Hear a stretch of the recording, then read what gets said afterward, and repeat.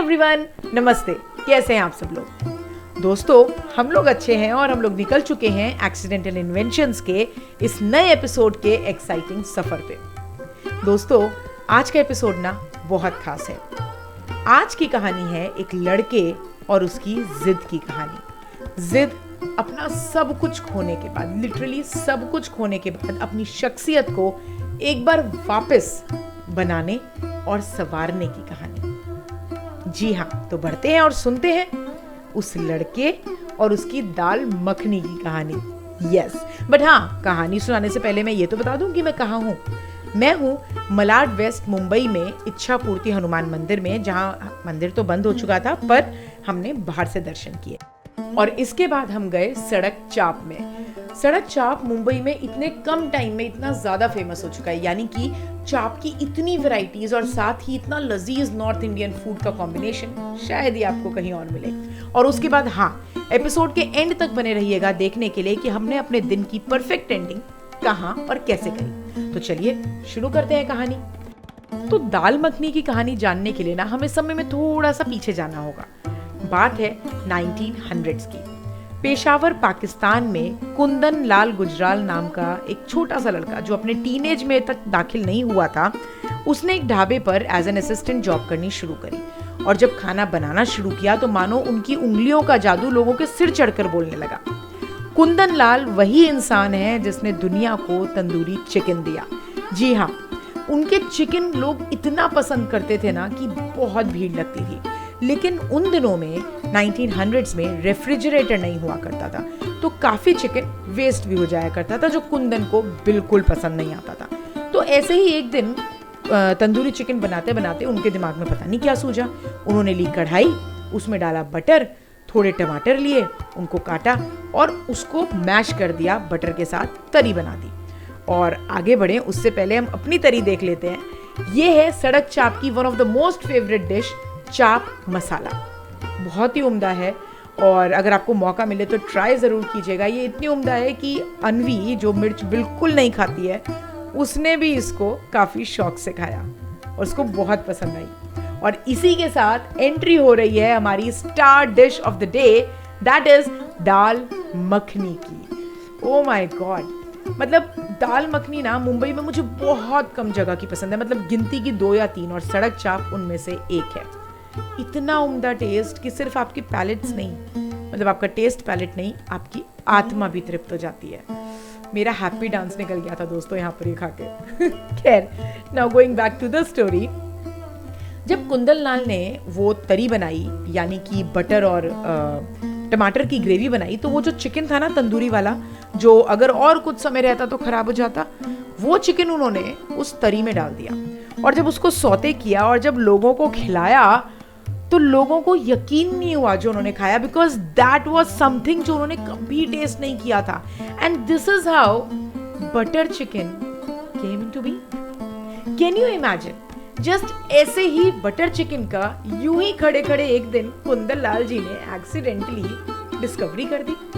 अब आप कहेंगे जी बटर चिकन और दाल मखनी में क्या कनेक्शन है? तो जी बहुत ही गहरा कनेक्शन है। वो बात अलग है कि ये कनेक्शन निकलने में, मिलने में बहुत टाइम लगा। और उस बीच में, उतने सालों के बीच में हुआ एक बहुत ही अनफॉर्चुनेट इंसिडेंट, जो था पार्टीशन, जहां पर दोनों मुल्कों के लोगों ने बहुत खोया, बहुत ज्यादा, और रातों रात खोया। ऐसे ही एक फैमिली थी कुंदन लाल जी की, जिन्होंने रातों रात अपना जमा जमाया 27 साल पुराना बिजनेस खो दिया था।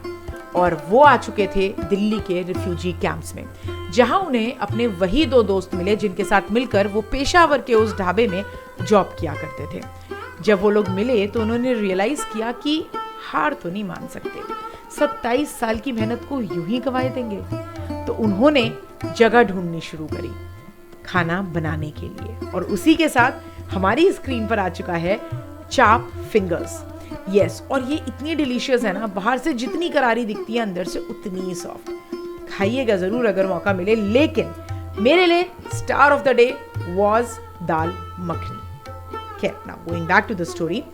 तो कुंदन लाल जी ने दरियागंज में एक सड़क किनारे एक जगह देखी और वहां पर शुरुआत कर दी वही 27 साल पुरानी जगह की जो पेशावर वो छोड़कर आए थे, यानी कि मोती महल की।